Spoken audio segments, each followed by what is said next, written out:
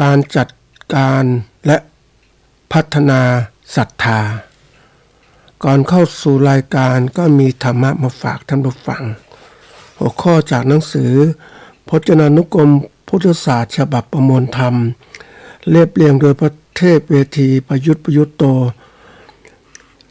ลงพิมพ์เพิ่มทรัพย์การพิมพ์2563หัวข้อธรรมะวันนี้คือพละห้าและอินทรีย์ห้าคำว่าพละห้าเนี่ยหมายความว่ากำลังห้าอย่างทำให้เกิดความมั่นคง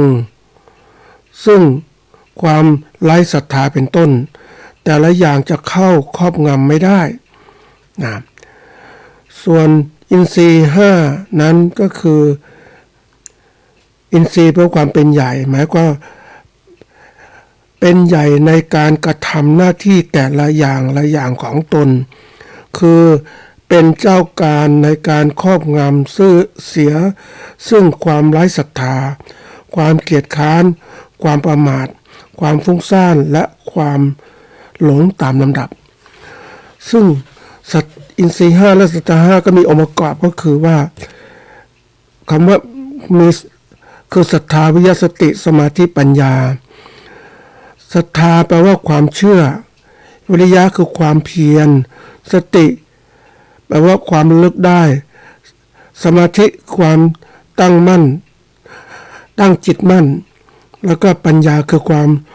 รู้ทั่วชัดอันนี้คือสิ่งสำคัญที่สุดในการที่เราจะทำการงานต่างๆนั้นก็อันแรกก็ต้องมีพละคือกำลังมีกำลังแล้วรักทำจิตใจให้ดีขึ้นอะไรขึ้นนะแล้วก็เสร็จแล้วก็มีกำลังแล้วก็จะเข้าสู่ระดับที่สูงขึ้นมีอินทรีย์คือความเป็นใหญ่ว่าสามารถจะเข้าต่อสู้กับสิ่งใดสิ่งหนึ่งได้นะควบคุมการงานต่างๆเหมือนคนเราเนี่ยถ้าอยู่ในป้อมอยู่ในประตูหอรบก็มีพละให้เต็มที่แต่เมื่อจะออกไปก็ต้องมีอินทรีย์ออกจากกำแพงเมืองไปต่อสู้ศัตรูก็จะไม่ต้องมีอินทรีย์คือความเป็นใหญ่ให้ได้นั่นคือต้องมีความเขาเรียกว่ารู้ทั่วทั้งหมดนะแล้วก็มีกำลังในการเอาชนะศัตรูตัวสำคัญที่สุดของตัวแรกๆเนี่ยก็คือศรัทธานี่แหละศรัทธานี่แปลว่าความเชื่อนะความเชื่อนี่ก็บางคนบอกความเชื่อก็อาจจะเรียกว่ามีเหตุมีผลนะเหตุผลของตัวนั่นแหละก็เป็นความเชื่อนะแล้วแต่คนเราทีนี้ศรัทธาตัวความหมายเดิมก็คือว่าแปลว่าความเชื่อถือความเชื่อมั่นในสิ่งที่ดีงามนะอันนี้เชื่อมั่นในสิ่งเชื่อทีนี้บางคนบอกเชื่อถือเชื่ออะไรต่างๆแล้วมันดีงามหรือไม่ล่ะเอาตัวอย่างนะคนลาวไปเจอคนลาวที่เขาบูชาคือบูชาต้นไม้ปลูกต้นไม้ปลูกนู่นปลูกนี่ทำกันเต็มที่เอาไก่เอาอะไรไปถวายอันนี้วัดข้างๆวัดเนี่ยไม่มีคนเข้านะอันนี้ทำไมล่ะเราเปรียบเทียบว่าวัดกับต้นไม้มันแตกต่างกันใช่ไหมวัดมีพระมีอะไรต่างเนี่ยนำความรู้ที่ถูกต้องมามันดีงามหรือยังทางวัดก็ดีงามมากกว่าที่ไว้ต้นไม้คือคนเนี่ยมักจะนึกถึงกับความเชื่อตัวเองเป็นใหญ่เดี๋ยวนี้ก็ยังมีนะท่านผู้ฟังบางทีครับการงานต่างๆหรือคนก็เอาไม่ว่าจะค้าขายเนี่ยก็ชอบมากเลยก็คือว่าเอาเครื่องเส้นไปเส้นไหว้ตามที่ต่างๆตามสถานที่ที่ตัวเองทำขอให้มีโชคมีลาภนะอย่างเนี้ยแล้วแต่ก็คือเป็นความเชื่อนะท่านผู้ฟังแต่ว่าเชื่อแล้วเนี่ยก็ว่าเป็นความเชื่อเราเชื่อถือไหมมันถือขึ้นมาเป็นยังไงแล้วก็ความเชื่อมั่นในสิ่งดีงามไหมเนี่ยถ้าสิ่งดีงามต้องดูว่าธรรมะพระเจ้าดีงามอย่างไรให้พ้นจากความโง่งมงายอย่างไรเนี่ยมันต้องคิดอย่างนี้ดีงามไม่ใช่ว่าเราตัดสินด้วยความรู้สึกของเราไม่ได้ต้องดูหลักเกณฑ์ ซึ่งมันดีงามจะบอกเลยว่าทำแล้วให้ผลดีนะชัดเจนไม่ต้องไปพึ่งพาอย่างก็บอกบางคนบอกว่าพึ่งพาประเภทที่ว่าถึงคนนู้นมาช่วยคนนี้มาช่วยเทวดามาช่วยนู่นนี่แต่ตัวเองไม่ช่วยตัวเองท่านผู้ฟังไม่ปฏิบัติตัวเองคอยคนอื่นมาช่วยนู่นช่วยนี่มันไม่ได้หรอกยุคปัจจุบันเนี่ยยิ่งคนห่างจากพระพุทธศาสนามากเนี่ยจำเป็นที่จะต้องมาพัฒนาตนเองให้ตนเองเป็นที่พึ่งแห่งตนให้ได้พึ่งได้ทั้งความรู้ต่างๆพึ่งได้ทั้งความทักษะความสามารถต่างๆให้มันดีขึ้นนั่นคือตัวแรกที่สุดของปฏิจจสมุปบาทก็คือหรือปัจจัยการ12ประการก็คือว่าเขาเรียกว่าให้พ้นจากอวิชชาเป็นความโง่นะความไม่รู้แต่เราต้องมีวิชากับความรู้เพราะนั้นวันนี้ต้องหาวิชามากเพื่อพัฒนาตนเองให้ได้แต่ถ้าเราหยุดนิ่งๆไม่พัฒนาตนเองเนี่ยถือว่าเรานั้นไม่ให้โอกาสในการทำตัวเองฝึกตัวเองให้มีคุณค่าเกิดขึ้นนะอันนี้เป็นเรื่องสำคัญนะท่านผู้ฟังจึงได้เกิดหัวข้อนี้ขึ้นมาว่าการจัดการกับความเชื่อการจัดการและการพัฒนาความเชื่อมาดูความหมายของการจัดการและพัฒนาความเชื่อคำว่า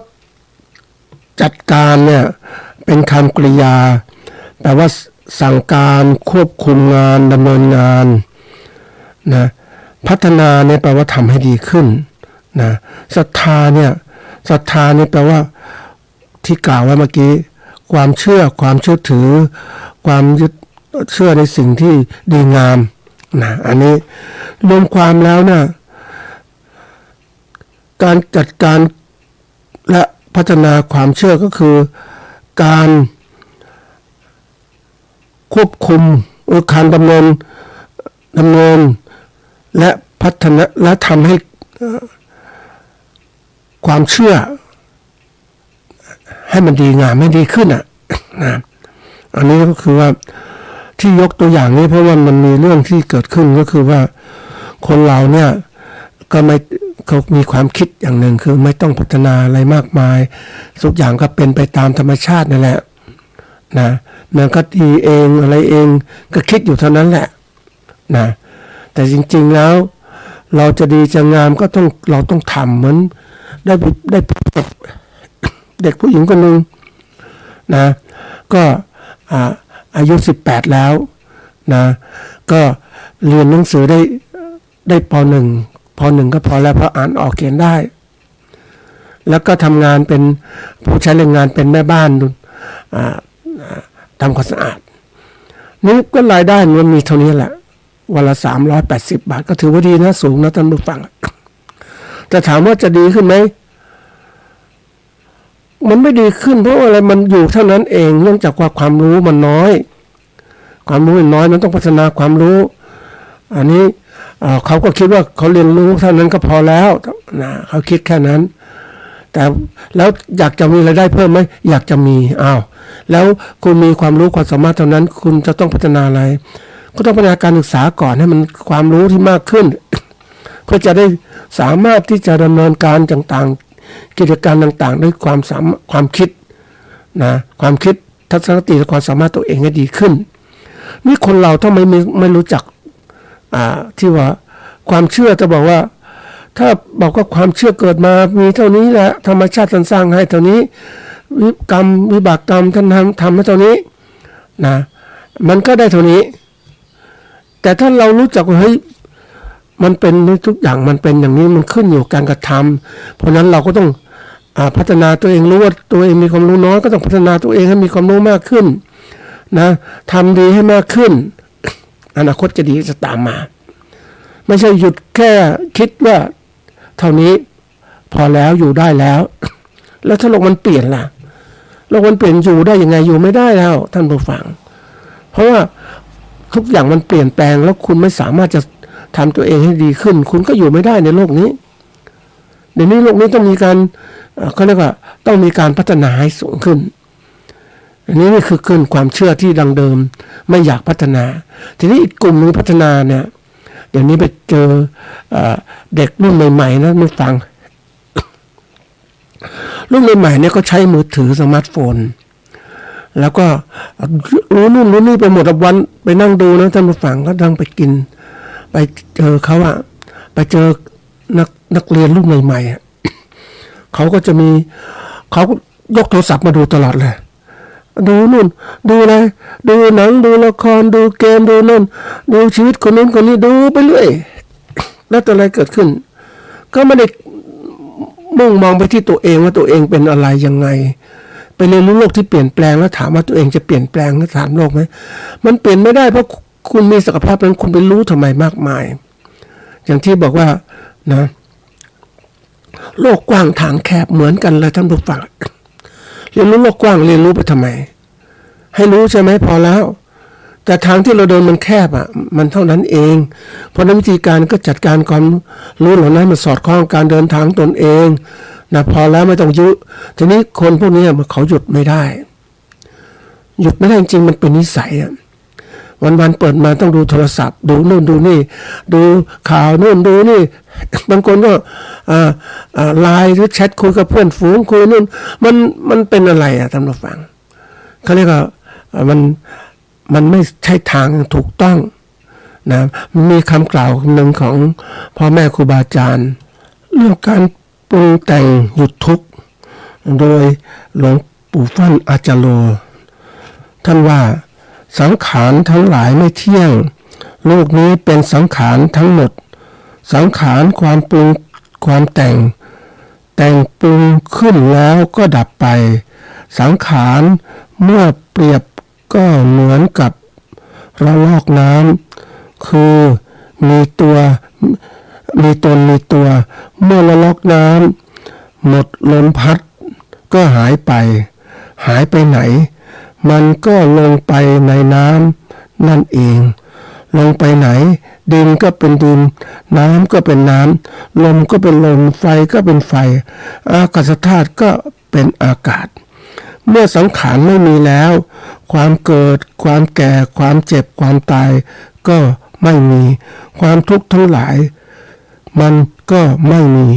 มันจะเอาอะไรมาทุกข์มันไม่ได้ปรุงแต่งนี่มันก็สุขคือสุขที่แท้จริงมันก็เป็นอย่างนี้แหละท่านผู้ฟังมุมมองแห่งความสุขเนี่ยมันก็ต้องหยุดการคิดปรุงแต่งมาให้สุขที่เข้าใจธรรมชาตินะมันเป็นอย่างนี้ทีนี้คนเราเนี่ยมันไม่สุขมันหยุดไม่ได้มันก็คิดนู่นคิดนี่ตรงปรุงแต่งไปเรื่อยมันไม่เคยคิดที่ว่าจะอย่างที่บอกมองดูโลกกว้างจริงๆแต่ว่าทางแคบก็ไม่สนใจกับทางตัวเองที่ต้องเดินชีวิตคนรุ่นใหม่นั้นเป็นอย่างนี้ท่านผู้ฟังเราก็น่าคิดทำไมเป็นอย่างนี้ก็เพราะว่าโลกมันปรุงแต่งเป็นอย่างนี้มันทำให้สิ่งนั้นให้คน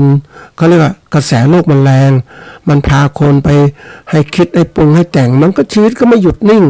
เมื่อหยุดนิ่งก็ไม่มีสติปัญญารู้เท่าทันอารมณ์ต่างๆทั้งหมดมันก็จะปรุงไปตามที่ตัวเองรับมาอารมณ์ก็หลายอารมณ์ก็เกิดอะไรขึ้นเกิดความเครียดบางคนเครียดมากเพราะว่าอารมณ์มันเยอะเนี่ยหาทางไม่ออกก็กลายเป็นโรคซึมเศร้าบ้างอะไรบ้างมันเป็นหลายอย่างเกิดขึ้นเพราะฉะนั้นนี่คือยกตัวอย่างให้คนว่าศรัทธาที่คนมีในการใช้ชีวิตต่างๆของคนมันเป็นก็ตามมาอย่างเนี้ยความเชื่อของคนแต่ว่ามันไม่มีต้องมองให้ลึกเกิดศรัทธาที่มันดีงามเป็นอย่างไรบ้างมันจะทำให้เราชีวิตเป็นความสุขอย่างไรเพราะนั้นวันนี้ที่บอกว่าคนไม่เจริญก้าวหน้าเนี่ยมันเป็นเพราะบางคนไม่หยุดนิ่งเท่านี้ไม่อยากพัฒนาและไม่เข้าใจกระแสโลกบางคนเข้าใจกระแสโลกแต่เข้าใจลึกเกินไปเกินมากเกินไปมันก็เกินจากสิ่งที่ควรจะต้องมีต้องเป็น มันเกินก็เรียกมันทำให้คนนั้นเสียเวลามากกับการใช้ชีวิตวันๆนึงเห็นเด็กพวกนี้เนี่ยใช้ชีวิตไปอย่างนี้แล้วถามว่าคุณจะมีเวลาไปนั่งคิดนั่งอ่านเลยไหมเพราะว่าคุณจะคิดอ่านคุณต้องมีสติปัญญาเป็นของตนเองและความรู้ต่างๆที่มีอยู่แค่เครื่องประดับเป็นความรู้ความจำของคนอื่นก็สอนเรามา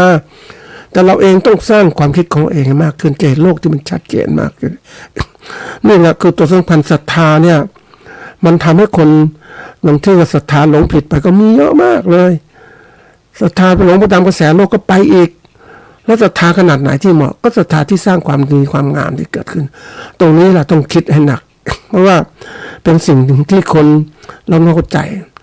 นะในหัวข้อนี้ที่มันเลือกมาพูดเพราะว่ามันเห็นคนคือเห็นคนแล้วเขาบางคนนั้นมีความเชื่อว่าฉันทำแค่นี้พอแล้วนะพอแล้วไม่ต้องทำเยอะนะคิดแค่นี้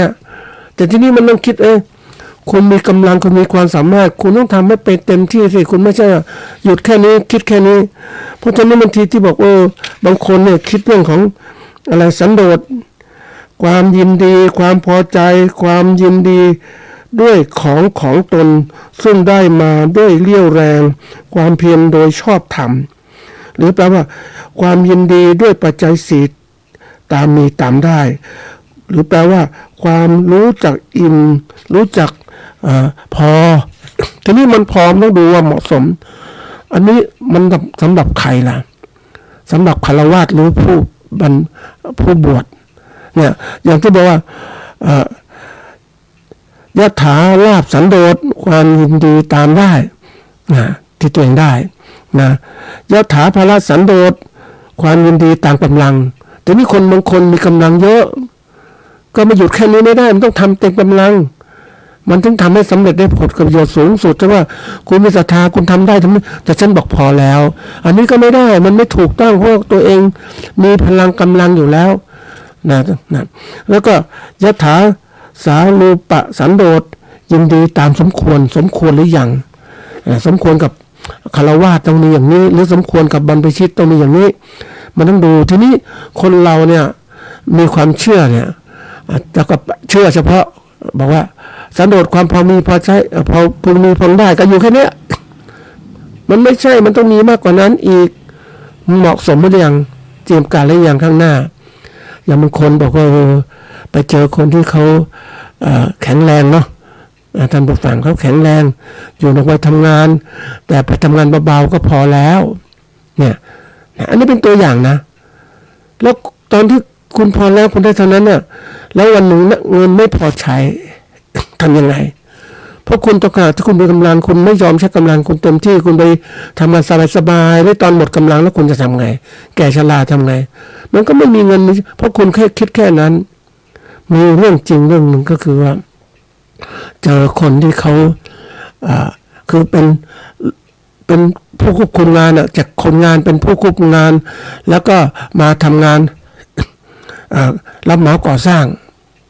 แล้วมาก่อสร้างแล้วมันก็มีอนาคตได้ท่านผู้ฟังมันเติบโตมาได้ดีมากขึ้นแต่นี่ไปเจอการแข่งขันการรับเหมาก่อสร้างมากขึ้นแล้วนะทุนก็ไม่มีอะไรก็ไม่มีตอนได้มีทุนก็เที่ยวไปอะไรไปก็ไม่ได้คิดอะไรก็เลยกัดเป็นผู้รับเหมาก่อสร้างเนี่ยมันเหนื่อยมันคิดลำบากนะเรากลับไปเป็นฟอร์แมนหรือว่าคนคุมงานดีกว่าสบายไม่ต้องคิดอะไรทำงานกินเงินเดือนสบายๆแล้วถามว่าเฮ้ยข้างหน้าคุณเป็นยังไง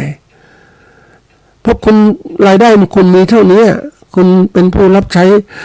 เจ้าของธุรกิจเจ้าของแรงงานคุณมีเท่านี้คุณไม่ได้มีเงินสะสมที่มากพอเพราะคุณไม่เตรียมการข้างหน้าคุณไม่เคยคิดว่าคุณต้องทำให้เต็มกำลังตอนที่คุณกำลังคุณไม่ทำเต็มกำลังและตอนที่คุณอ่อนแอแล้วคุณจะมาทำไม่ได้แล้วมันหมดจังหวะโอกาสชีวิตนี่คือความเชื่อที่มันผิดยังคิดถึงว่ายังถามคนที่เขามีโอกาสไปเจอพวกที่ทำงานเป็นรายวันนะท่านผู้ฟังขายของในห้างขายของนึงมันสบายจริงแต่ถามว่ารายได้เท่านี้นี่มันก็คิดคนนี้มันก็คิดทำไงมาเป็นอาชีพของตัวเองหาทำอาชีพใหม่ดีกว่าเพราะยังมีความแข็งแรงที่จะทำได้มากๆแต่ต้องเตรียมการต้องทำจริงจังเพราะนั้นความเชื่อเรื่องชีวิตเนี่ยการใช้ชีวิตสำคัญมากที่จะต้องดูตัวเองนะจริงๆแล้วเรื่องนี้มันเป็นเรื่องที่แบบต้องคิดมากเรื่องความเชื่อเนี่ยความเชื่อเป็นถ้าคุณเชื่อผิดนะคุณคุณไม่เจริญก้าวหน้าแต่คุณเชื่อถูกเนี่ยมันจะถูกพาคุณไปเจริญก้าวหน้าในความสำเร็จที่พูดความสำคัญของเรื่องนี้ก็คือว่าอยากให้เพราะไอ้ความเชื่อเนี่ยมันมีอิทธิพลต่อการใช้ชีวิตและการทำงานต่างๆมากมายทีเดียวคุณเชื่อผิดคุณก็ไปลำบากแล้วคุณจะสร้างความคิดการที่เราต้องจะทำชีวิตสำเร็จต้องมีความเชื่อที่ถูกต้องถูกกับการละเทศะถูกกับสถานที่ถูกทุกอย่างถูกกับใช้ชีวิตของเรานะถูกกับธรรมะที่พระเจ้าทรงสอนนั่นแหละเราจะรู้ว่ามันเป็นยังไงบ้าง ชีวิตของเราเนี่ยมันเป็นเรื่องที่ว่าเราต้องหัดคิดหัดกระทำของเราถ้าเรามาคิดว่าเราแค่นี้พอแล้วเราหยุดแล้วเราไม่ทำอะไรแล้วพอแล้วมันไม่ได้แล้วท่านผู้ฟังเพราะว่ามันเป็นสิ่งที่เราต้องหัดคิดหัดทำทุกอย่างด้วยตัวเราเองด้วยมองไปนั้นเพราะฉะนั้นวิธีการที่เราจะรู้ว่าเราถูกสำเร็จหรือไม่สำเร็จดูได้ดีว่าย้อนไปดูบ้างนะมีเวลาเขาทบทวนตัวเองว่าดำเนินชีวิตไปขนาดนี้แล้วเนี่ยเราดีขึ้นหรือยังไม่ดีขึ้นไปย้อนกลับดูว่าเฮ้ยมันเป็นเพราะอะไรไม่ดีขึ้นมันส่วนหนึ่งก็มาจากความเชื่อที่ผิดนั่นเองมันผิดมันก็พาไปผิดเองเพราะนั้นนี่ต้องกลับมาทบทวนตัวเองว่าถ้าเราผิดคิดเชื่อผิดแล้วเนี่ยเราก็หลงผิดไปแล้วมันเสียเวลาแล้วเสียทรัพยากรเสียคุณค่าชีวิตไปหมดเลยเพราะนั้นนี้ต้องหัดทบทวนยิ่งโลกของยุคปัจจุบันเนี่ยมันเป็นโลกของความที่กระแสโลกมันแรงมันก็สร้างทิศทางความเชื่อต่างๆไอ้ความเชื่อที่ถูกต้องมันก็ถูกต้องมันนั่นแหละแต่ความเชื่อที่ไม่ผิดไม่ถูกต้องมันมีมากมันทับถมไม่หมดเลยหลงเชื่อไปยิ่งข่าวสารข้อมูลมามันผิดมันหลอกลวงก็มีอีกแล้วมันอะไรที่แบบมันหลอกมาตลอดนะท่านผู้ฟังเพราะว่ามันเป็นความสนุกของคนที่เขาเรียกคนที่หลอกคนอื่นนะทำให้คนอื่นหลงผิดในช่วงหนึ่งเคยดูYouTube เรื่องของการที่ว่าคุณเป็นโรคโควิดใช่ไหมโน่นนี่คุณเอากระเทียมใส่ในรูจมูกคุณเนี่ยออกมาได้ยังไงใช่ไหมถ้าคุณไม่มีสติก็เชื่อเขาแต่เรารู้ต้องเป็นยังไงทำยังไงมันเป็นเรื่องที่ต้องคือสติปัญญาเราต้องรู้เท่าทันอารมณ์เราต้องฝึกตรงนี้ต้องรู้จักว่ามันเป็นไงบ้างเพราะฉะนั้นวันนี้เราต้องมาคิดให้ความสำคัญกับความเชื่อต่างๆทั้งหมดของเรื่องราวที่เราทำมาแล้วไม่สำเร็จหรือสำเร็จได้ช้ามันเพราะอะไรต้องหัดทบทวนตัวเองนะท่านผู้ฟังเขาบอกจงดูตัวเองนะพิจารณาตนเองนะเราไม่ใช่ไปดูคนอื่นดูสิ่งอื่นแล้วดูตัวเองเป็นยังไงบ้างทบทวนตรงนี้มันชีวิตจะเป็นยังไงนะบางคนนะแหมมันนึกถึงนะธุรกิจเราที่รู้จักการวางแผนมันถึงทำธุรกิจสำเร็จชีวิตของเราก็ต้องมีการวางแผนด้วยการดำเนินการต่างๆไม่ใช่ปล่อยชีวิตไปตามยถากรรมทำไปเรื่อยๆมีความสุขเป็นวันหนึ่งเหมือนคนลูกเจนอะไรเจนแซนะเจนซีเนี่ยนะไม่ใช่ซีนะซิสนะก็คือว่าพวกนี้รุ่นหลังๆเนี่ยใช้ชีวิตแบบมีความอยู่กินอย่างมีความสุขไปวันหนึ่งบ้านก็ผ่อนนะเช่าเขาอยู่บ้างมีรถมีอะไรก็อยากเช่าซื้ออะไรชีวิตมันเช่าหมดมันไม่มีความมันกินอยากกินแล้วก็กินมันไม่มีความที่เรียกมีเหตุมีผลในการใช้ชีวิตที่ถูกต้องเพราะว่าเขาก็บอกว่าคนรุ่นใหม่ไม่ต้องมีครอบครัวก็ได้มีครอบครัวก็ไม่ต้องมีลูกก็ได้นะเดี๋ยวรัฐบาลเลี้ยงประเภทอย่างนั้นแล้วถามว่าเป็นยังไงบ้างเนี่ยก็ใช้ชีวิตเป็นความสุขเพราะว่ามันไม่ต้องรับผิดชอบอะไรบางคนก็ไม่มีลูกอ่ะชิมกินไปเที่ยวไปอยากจะไปไหนไปถามให้คิดครบถ้วนหลายอย่างมองให้มันครบเพราะฉะนั้นชีวิตที่ไม่มีวางแผนมันก็สำเร็จได้ยากท่านผู้ฟังวันนี้เราต้องรู้จักเป็นนักธุรกิจรู้จักการวางแผนชีวิตของเราอย่างไรเพราะฉะนั้นตัวแรกคือความเชื่อของเราที่ต้องใส่ใจนะในการที่เราจะต้องพัฒนาความเชื่อถูกต้องมากขึ้นนะทีนี้ไอ้ตัวสำคัญที่สุดคือความเชื่อเนี่ยการจัดการได้พูดถึงความเชื่อต่างๆทั้งหมดนะท่านผู้ฟังนะโดยความหมายของการที่ว่าทางวิชาการนะท่านผู้ฟังก็ไปค้นมาว่าการจัดการและการพัฒนาความเชื่อหมายถึงกระบวนการและวิธีการในการสร้าง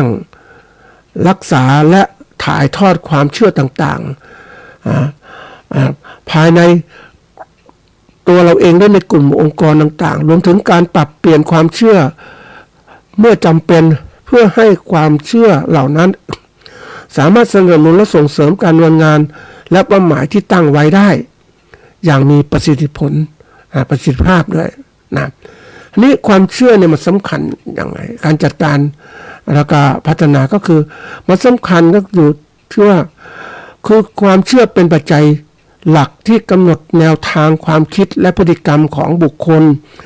ในองค์กรในชุมชนหรือในตัวเรา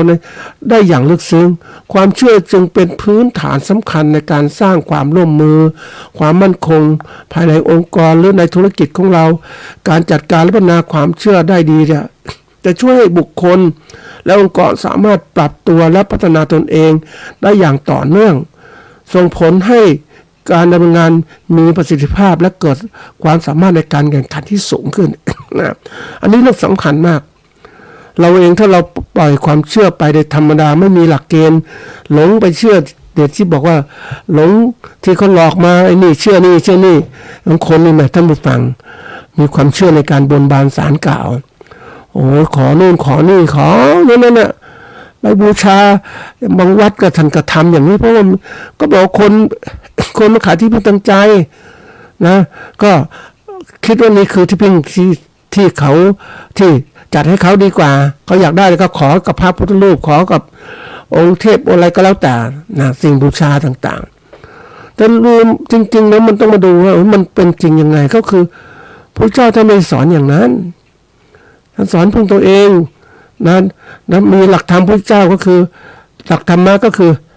หลักธรรมที่ไปใช้ประพฤติปฏิบัติเพื่อให้เกิดความสำเร็จในชีวิตนี่และพระเจ้าตรัสสอนความจริงต่างๆทั้งหมดแต่เราอยากรู้พิสูจน์ถึงความจริงก็ต้องปฏิบัติเอาจริงเอาจังนะสมถะวิปัสสนาให้มันเข้าถึงความรู้แจ้งจริงตามความเป็นจริงเกิดนิพพิทยญาณนั่นคือนั่นคือตัวสำคัญเราเองเนี่ยคือหลายคนก็ไม่ใส่ใจเรื่องนี้แล้วก็ไปสร้างความเชื่อที่มันปลุกความเชื่อเดี๋ยวนี้มันก็เป็นเรื่องของมันกระแสโลกมันแรงมันพาคนไปหลงผิดเหมือนกับลงทุนซื้อหวยนี่แหละท่านผู้ฟังว่ามันดีถูกรางวัลอย่างนี้แต่ถามว่ามันหลอกคนขนาดไหนใช่ไหมหรือความเชื่อที่เกี่ยวกับอยมุกอย่างเนี้ยกินแล้วมันรู้สึกฮึ่งเหิมอย่างนี้มันมีความสุขอย่างนี้แต่ถามว่ามันทำลายสุขภาพขนาดไหนทำลายเงินเราขนาดไหนนี่คือความเชื่อที่ผิดสังคมปัจจุบันเนี่ยตกอยู่ในอะไรประตูแห่งความชั่ว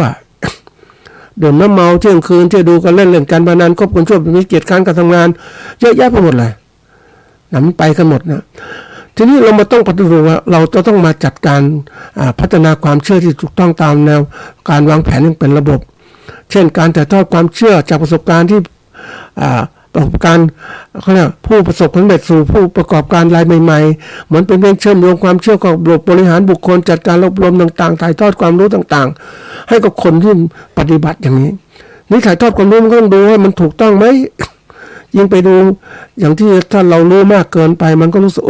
ไอ้นี่ไม่ถูกไอ้นั่นไม่ถูกมันก็เป็นจริงนะท่านผู้ฟังแต่คนถ้าเราไม่มีพื้นฐานในความรู้เนี่ยมันจะหลงเชื่อได้ง่ายจริงๆเลยนะมันลงเชื่อได้ง่ายเหมือนกับอะไรต่างๆให้คอเซ็นเตอร์ก็มาคอหลอกลวงก็มาเนี่ยหลอกลวงแต่เรารู้คนไม่รู้ก็ฟังไปอะไรไปพัดกดจับพัดจับผูกดเงินไปให้เขากดอะไรต่างรหัสไปให้เขาอย่างเงี้ยมันน่ากลัวนะโดยสรุปแล้วการจัดการและพัฒนาความเชื่อช่วยให้เกิดพฤติกรรมและพัฒนาวัฒนธรรมเชิงบวกในองค์กรนะบวกองค์กรของเราเนี่ยเราจะต้องจัดการอย่างนี้ทีนี้มันต้องมีว่าเราเทคนิคการเปลี่ยนความเชื่อเดิมเป็นพฤติกรรมนะที่มีประสิทธิภาพปกติแล้วเนี่ยเขาบอกว่าคนเราเนี่ยมันมีความเชื่อนะความเชื่อเดิมๆเนี่ยแล้วก็มันก็เอามาพัฒนาเป็นนิสัยนะคำว่านิสัยก็คือเป็นคำนามแปลว่าความประพฤติที่เคยชินในประพฤติที่เคยชินเนี่ยมันเป็นนิสัยนะทีนี้นิสัยเหล่านี้มันต้องพัฒนาถ้ามันติดนิสัยเคยชินมันต้องลำบากทีเดียวต้องเอาออกจากเคยชินอีกตัวหนึ่งที่มันมีคำที่มันใกล้ๆกันก็คือว่าสันดานแปลว่าอะไรเป็นคำนามเหมือนกันว่าอุปนิสัยที่มาตั้งแต่กำเนิดนะมันมีตั้งเกิดเนิดแต่เราก็ต้องเปลี่ยนนะท่านผู้ฟังก่อนที่นิสัยของเราจะเป็นสันดานเราก็มาเปลี่ยนแค่เราหยุดหมดเราก็พัฒนาเป็นอะไรที่สร้างนิสัยใหม่ๆที่เกิดขึ้นเขาบอกคนเราที่ไม่สำเร็จในหลายคนก็ติดนิสัยเดิมๆเขาบอกมันต้องพยายามจะเปลี่ยนเราต้องเปลี่ยนให้ได้ การเปลี่ยนเทคนิคการเปลี่ยนความเชื่อเดิมเป็นพฤติกรรมใหม่คือต้องมีความเชื่อใหม่ที่เกิดขึ้นก็คือว่าอันที่หนึ่งคือต้องเปลี่ยนพฤติกรรมที่ทำซ้ำซากทำเป็นประจำซ้ำซากโดยใช้สิ่งกระตุ้นเดิมแม้ตอบสนองด้วยพฤติกรรมใหม่นะเช่นแทนที่จะหยิบมือถือมาทันทีหลังจากตื่นนอนให้เปลี่ยนเป็นลุกขึ้นดื่มน้ำยืดเส้นยืดสายออกกำลังกายเปลี่ยนไปพฤติกรรม อันนี้ตัวอย่างนะเราเคยชินอะไรก็ต้องเปลี่ยนเพราะว่ามันถ้าเราชินเดิมอยู่เดิมมันเป็นนิสัยมันจะกลายเป็นสันดานได้น่ากลัวนะเราต้องพยายามปรับเปลี่ยนให้ได้มากคือเปลี่ยนให้มันดีขึ้นนะท่านผู้ฟังการศึกษาเรื่องของความคิดความเชื่อนี่แหละเปลี่ยนความเชื่อใหม่นะถ้าเราความเชื่อเดิมมันคิดแบบเดิมแต่ความเชื่อใหม่นะมันจะเปลี่ยนใหม่คิดใหม่คิดแบบรอบคอบคิดอะไรนี้เขาบอกกรณีศึกษาการพัฒนาความเชื่อในองค์กรไทยมีตัวอย่างชัดเจนจากหลายองค์กรที่ประสบความสำเร็จด้วยการสร้างและจัดการความเชื่อภายในองค์กร เช่นการนำหลักการลดค่าใช้จ่ายและของเสียจากองค์กรการความเชื่อเรื่องระหว่างพนักงานและผู้บริหารต่างๆที่ช่วยเกิดการบริหารให้ความสำเร็จตามเป้าหมายมันเป็นความเชื่อที่พยายามพัฒนามันเรื่อยๆมันก็เกิดความเชื่อใหม่เกิดขึ้นให้มันเอานี่มาใช้ไหมเอานั่นมาใช้เมื่อเกิดความสำเร็จในองค์กรนะโดยการพัฒนาต่างๆเนี่ยเขาบอกว่ามันเริ่มจากการที่คนเราเนี่ยรู้จักประเมินความเชื่อของพนักงานเดิมๆซะก่อนอย่างเราจะเป็นพนักงานเรามีความเชื่อนี้เราดูที่เราทำแล้วเนี่ยเราทำตามความเชื่อเดิมเป็นยังไงบ้างมันก็ได้ผลเท่านี้ใช่ไหมแต่ไม่ไหมเอาลองทำใหม่เปลี่ยนแปลงความเชื่อใหม่ว่าการที่เราจะเป็นเกษตรกรนะมันก็ได้เท่านี้แหละเราประเมินแล้วเนี่ยแต่เราจะคิดใหม่ว่าเราจะเป็นอะไรผู้การธุรกิจเกษตรของเราเองเราก็เริ่มแล้วนี่การผู้ประกอบการเกษตรเราต้องมีความคิดมากมายต้องมีความคิดเพิ่มจากการผลิตเป็นความคิดเรื่องการตลาดความคิดเรื่องมองนู่นตลาดเป็นยังไงหาที่ขายยังไงเริ่มต้นทุนการผลิตยังไงไฟแนนซ์เป็นเงินทุนในองค์กรเราเป็นยังไงต้องคิดมันเริ่มปรับคิดใหม่แล้วก็เริ่มเอามาเชื่ออยากจะเป็นความเชื่ออยากเป็นผู้ประกอบการก็เริ่มเอาความเชื่อผู้ประกอบการมาใช้มันก็ทำแล้วมันจะดีขึ้นอย่างนั้นมันก็ดีจริงๆอาจารย์ผู้ฟังมันก็เลยพัฒนาความเชื่อเขาบอกการพัฒนาความเชื่อเนี่ยในองค์กรต้องอาศัยความเชื่อใจผ่านการบริหารต่างๆนะปลูกฝังค่านิยมนะแล้วก็สื่อในองค์กรของเราหรือในตัวเราเองก็ตามต้องพัฒนาให้มันดีขึ้นโดยอันนี้เป็นส่วนสำเร็จจริงๆนะท่านผู้ฟังมันของจริงทีนี้มันก็มีส่วนหนึ่งก็คือว่านะเรื่องของการเลี้ยงนิสัยเดิมฝังนิสัยใหม่อันนี้ก็มีการคิดกันเพราะว่าคนเราเนี่ยมันจะเปลี่ยนความเชื่อเดิมๆแล้วนิสัยเดิมๆเนี่ยอย่างที่บอกว่านิสัยคือการพฤติกรรมที่เคยชินนะให้เป็นพฤติกรรมใหม่เนี่ยมันต้องยากเหมือนกันนะเพราะอะไรมันคนปกติมันถึงที่บอกว่ามันมีของเดิมอยู่เนี่ยเพราะว่าเนื่องจากว่ามันเป็นคนเราทำอะไรบ่อยๆมันจะมีตัวก็เรียกตัวเงื่อนไขอันที่หนึ่งคือเงื่อนไขที่ทำให้เรามีนิสัยเดิมๆแล้วคิดใหม่ว่าอะไรเป็นเงื่อนไขเดิมคือสิ่งกระตุ้นจุดเริ่มของนิสัยนะจุดที่มีสิ่งกระตุ้นก็คือว่าเรามีโทรศัพท์เราก็อยากไว้ใกล้ๆที่นอนฟังเพลงฟังธรรมะแล้วแต่ก็คิดอย่างนั้นแต่วันนี้มันต้องถ้าเราเป็นอย่างนั้นปุ๊บมันก็ติดกันการใช้โทรศัพท์มือถือโลกของมันเนี่ยมันน่ากลัวนะท่านผู้ฟังคนเราถ้าอยู่ในสิ่งที่มันเคยชินบ่อยๆมันครอบงำความคิดทำให้คิดอยู่เท่านี้แต่ถ้าคุณไม่ออกมาเลยนะเหมือนคนอยู่ในกรงนะเขาบอกชีวิตของคนรุ่นใหม่ๆเหมือนชีวิตของคนในกรงนะในกรงก็ถูกขังด้วยความทุกข์ต่างๆทั้งหมดนั่นเองแต่คุณจะออกจากกรงได้ก็ต้องออกจากสิ่งครอบคลุมได้ก็ต้องออกมาเรียนรู้โลกภายนอกเหมือนเราเป็นนกอยู่ในกรงก็คิดเท่านั้นแต่ออกจากกรงปุ๊บจะคิดโลกใหม่ก็จะมีเกิดเห็นโลกต่างๆเขาบอกเมื่อสิ่งกระตุ้นเนี่ยเป็นจุดเริ่มของนิสัยนะเราชอบอะไรมันก็ลงแล้วมันเข้าชีวิตของคนเรามันก็ชอบคิดอะไรที่แบบเข้าสู่โหมดอัตโนมัติทำบ่อยๆเข้ามันก็ซ้ำแล้วซ้ำเองก็เคยชินมันเป็นนิสัยแล้วนะอันนี้เป็นตัวอย่างเขาบอกสิ่งกระตุ้น อันที่สองก็คือพฤติกรรมที่ทำซ้ำๆกันเรายังทำการเกษตรก็ทำซ้ำอยู่นั่นแหละแล้วทำแล้วดีขึ้นไหมมันเคยทำเนี่ยมันไม่คิดอะไรมากเพราะว่าคนเคยทำอะไรซ้ำๆก็ไม่คิดอะไรมากแล้วก็อันที่มาคือสิ่งที่ทำให้สมองจดจำก็คือรางวัลที่มันเกิดขึ้นนะความที่ว่าเราเคยชินอย่างเนี้ยมันก็เคยทำไปเลยเพราะนั้นไอ้ตัวสิ่งกระตุ้นพฤติกรรมที่ซ้ำๆและรางวัลที่ให้อย่างเราก็คิดเราจะเปลี่ยนมาเรามีความเชื่อเดิมว่าคำทั้งเนี้ยทำนี้เป็นพฤติกรรมแล้วจะเปลี่ยนอย่างไรเราก็มาคิดใหม่เฮ้ยไม่ได้เว้ยเราดูรางวัลไว้ก่อนก็ได้เราทำเดิมก็ได้แบบเดิมเราเป็นผู้การเราเป็นอะไรเกษตรกรแล้วก็ได้แบบเดิมอีกขาดทุนบ้างกำไรบ้างแต่ละปีไม่เอาเว้ยแล้วบอกรางวัลของเราก็คือว่าเราต้องการมีกำไรทุกปีเพราะนั้นจะมีกำไรเราก็ต้องกำหนดต่างๆทั้งหมดมองจากปลายเหตุมาหาต้นเหตุเสร็จแล้วเราต้องการความสำเร็จที่ใหม่กว่าเดิมแล้วก็มาปรับเปลี่ยนพฤติกรรมของเราไม่ได้ทำอย่างเดิมไม่ได้ต้องเปลี่ยนใหม่เปลี่ยนใหม่นะเพราะนั้นเปลี่ยนพฤติกรรมให้มันใหม่ขึ้นแล้วก็มีเงื่อนไขเกิดขึ้นจุดเริ่มของนิสัยมันเริ่มเปลี่ยนแล้วเพราะเราต้องทำสิ่งใหม่ๆเกิดขึ้นเหมือนคนท่านผู้ฟังคนเรามีพื้นฐานขับรถเนี้ยนะขับรถจักรยานก็มีระดับหนึ่งนะขับรถมอเตอร์ไซค์ก็มีระดับหนึ่งขับรถยนต์ก็มีระดับหนึ่งมันเปลี่ยนเพราะนั้นเราการพัฒนาต่างๆมันต้องดีขึ้นเราจะอยู่ซ้ำขับจักรยานอยู่ตลอดไปไม่ได้ต้องเปลี่ยนเป็นมอเตอร์ไซค์หรือรถยนต์นะอันนี้สำคัญมากต้องหัดเปลี่ยนการเปลี่ยนแปลงเหล่านี้มันทำให้เกิดอะไรขึ้น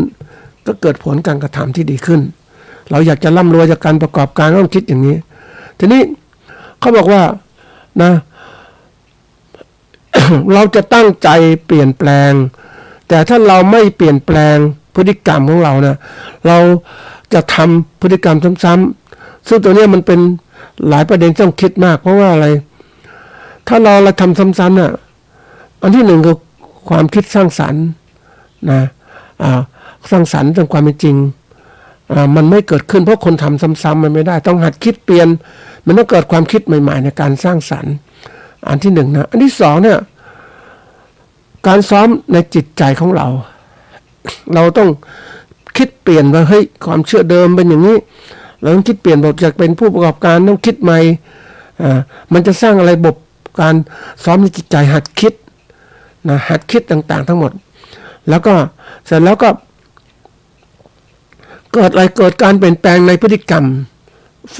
ที่มันฝังหลักลึกมันจะเปลี่ยนหมดเลยเปลี่ยนเป็นเรื่องมันจะเป็นตัวสำคัญที่เราให้รู้เข้าใจไอ้ตัวเนี้ยมันทำให้เกิดการเปลี่ยนแปลงในความพฤติกรรมของเราเขาบอกว่ากุญแจสำคัญในการเปลี่ยนนิสัยเนี่ยนะคือการเรียนรู้ทางสังคมและอารมณ์ช่วยให้เราเข้าใจพฤติกรรมตัวเองแล้วก็ใช้กลยุทธ์ที่เหมาะสมในการเปลี่ยนแปลงนะก็คือประการแรกต้องมีความตระหนักรู้ว่าเราติดอยู่ในวงจรของความเคยชินต่างๆความเชื่อเดิมๆเราต้องออกมาเปลี่ยนแปลงตรงนี้ขึ้นมานะอันที่สองเนี่ยใช้พฤติกรรมใหม่ๆพฤติกรรมใหม่สร้างนิสัยใหม่ๆที่เกิดขึ้นนะเราต้องฝึกบังคับตัวเองมันมีเงื่อนไขในการเปลี่ยนนั้นมาฟัง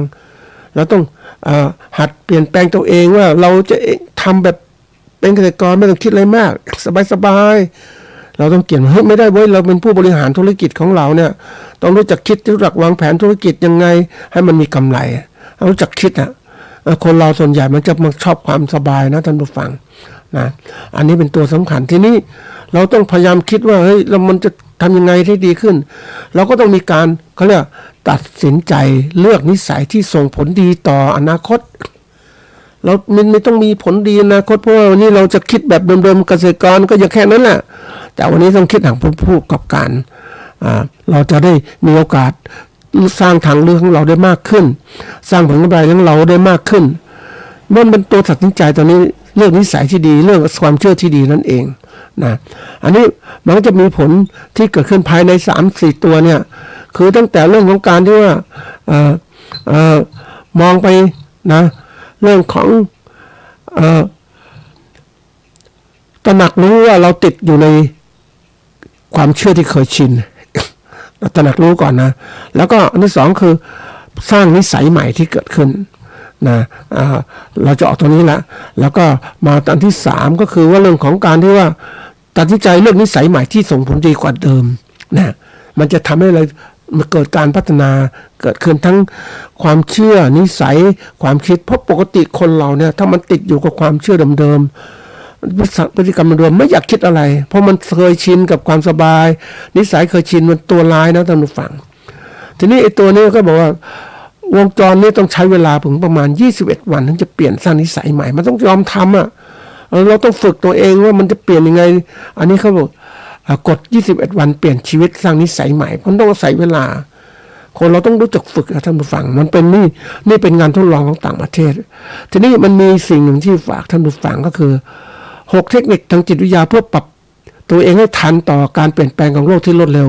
นะโลกมันเปลี่ยนแล้วล่ะนะเราต้องเห็นประการแรกคือการเปิดใจยอมรับการเปลี่ยนแปลงที่เกิดขึ้นนะโลกมันเปลี่ยนแล้วมันเปลี่ยนแปลงที่เกิดขึ้นนะอันที่สองเนี่ยอยู่กับปัจจุบันเพราะเราย้อนเวลาไปไม่ได้แล้วอดีตก็ผ่านไปแล้วแต่วันนี้อยู่ปัจจุบันก็พยายามจะมองไปข้างหน้าปรับเปลี่ยนพฤติกรรมปรับเปลี่ยน